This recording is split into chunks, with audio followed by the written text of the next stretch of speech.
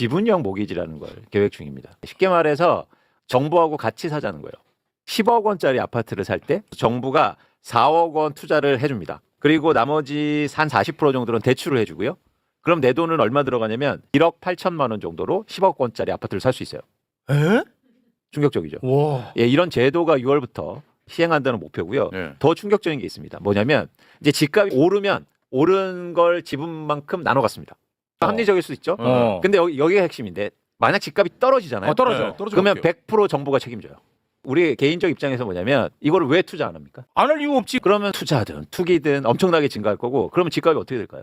그럼 엄청 올라가겠죠. 오르지. 지금 이 제도를 시행한다고 지금 내란 정부가 하고 있습니다. 왜? 대한민국의 부동산 시장이 가계 대출이 급증했거든요. 그러니까 집을 못 사요, 더 이상. 예. 그러니까 집값이 떨어질 것 같은 거야. 수요가 줄고 거래가 감소하고 있고. 그러니까 정부가 새로운 방법을 고안을 낸 겁니다.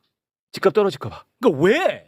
집값 떨어질까 봐. 아니 그 떨어지면 왜 안 되는데? 다 집을 갖고 있는 사람들이니까. 또 하나 사실은 이게 전 적폐라고 생각하는데 근데 이 금융 적폐가 엄청나게 큰 거예요. 지금 우리나라가 어떤 상황이냐면 삼성전자가 연간 영업이익이 110조 원 정도 내거든요. 근데 은행권들이 이자 수익으로만 200조 원 이상을 벌고. 근데 대부분 이자가 어디에서 들어오냐면 부동산 대출에서요. 그러니까 당장 대출이 줄 것 같은 거예요. 그러니까 야 니네 대출 조금만 내. 정부하고 같이 사자. 이런 게 고안된 거예요. 그리고 집값이 떨어지면 정부가 책임지면 서브프라임으로 가는 거예요. 그러면 이제 나라가 망하네. 그렇죠.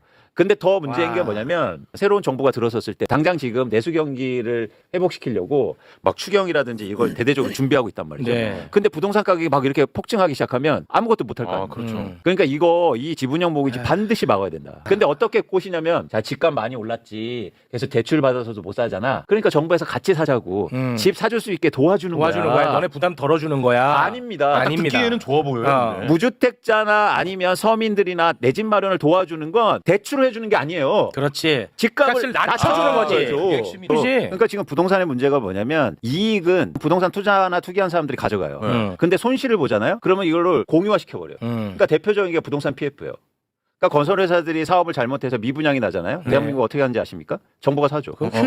아니 그럼 이익이 나오면요. 갖고 와요? 다 자네들이 갖고 가요. 맞아요. 기업이 갖고 가. 그래서 이게 지금 임박해 왔습니다. 그 언제 시행한다는 거예요? 6월에 지금 시범 사업 한 1,000호 정도를 대상으로 먼저 한다는 거예요. 여기서 끊어야 됩니다. 만약에 그 다음 정부가 와서 못하게 하잖아.